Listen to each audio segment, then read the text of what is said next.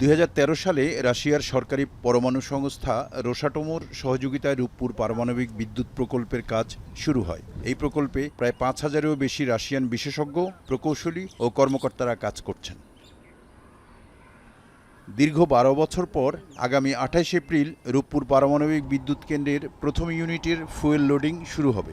এরপর পরীক্ষামূলকভাবে জুলাইয়ের শেষে বা আগস্টের প্রথম সপ্তাহে প্রকল্প থেকে জাতীয় গ্রিডে বিদ্যুৎ সরবরাহ শুরু হবে। 1,38,685 কোটি টাকা ব্যয়ে 2 ইউনিটে 2400 মেগাওয়াট বিদ্যুৎ উৎপাদন হবে প্রকল্পটিতে। 28 এপ্রিল প্রথম ইউনিটের ফুয়েল লোডিং খবরের আশ্বাসে বুক বেঁধেছে সাধারণ মানুষ। তারা মনে করছেন, চলমান জ্বালানি ও বিদ্যুৎ সংকট মোকাবেলায় রূপপুর পারমাণবিক বিদ্যুৎ কেন্দ্র একটি বড় ভূমিকা রাখবে। আমাদের এখানে যে এত বড় একটা প্রজেক্ট হয়েছে, আমরা খুবই খুশি। ফুয়েল লোডিং হচ্ছে এবং অতি দ্রুতই আমরা বিদ্যুৎ পাবো। মোটামুটি কাজ এখন প্রায় শেষের দিকে। এক নম্বর সুলি তো চালু হওয়ার কথা আমি শুনতেছি, মানে খুব তাড়াতাড়ি চালু হবে। কর্মরত রাশিয়ান নাগরিকরা রূপপুর পারমাণবিক প্রকল্পে কাজ করতে পেরে আনন্দিত। Мне нравится то, что Бангладеш меняется то место, где мы живем.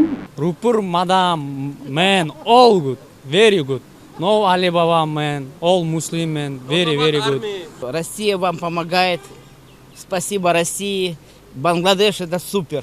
বর্তমান বৈশ্বিক সংকট মোকাবেলায় জ্বালানি এবং বিদ্যুতের উৎপাদনে গেলে এই অঞ্চলসহ বাংলাদেশের বিদ্যুতের সোর্স হিসেবে কাজ করবে বলে জানান জেলার এই কর্মকর্তা।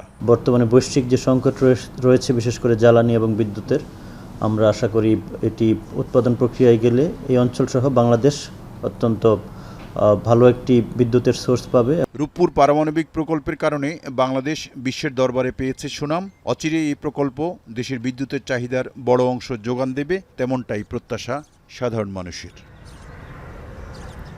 এখন পাবনা